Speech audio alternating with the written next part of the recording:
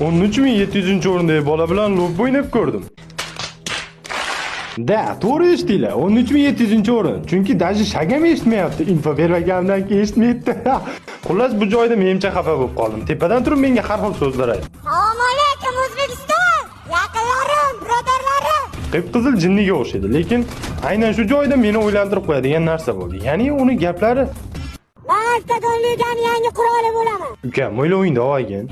Va bu joyda o'zini bir tomchi suvga cho'ktirib olsa kerak deb o'ylab turgandim, lekin O'zbekiston boss!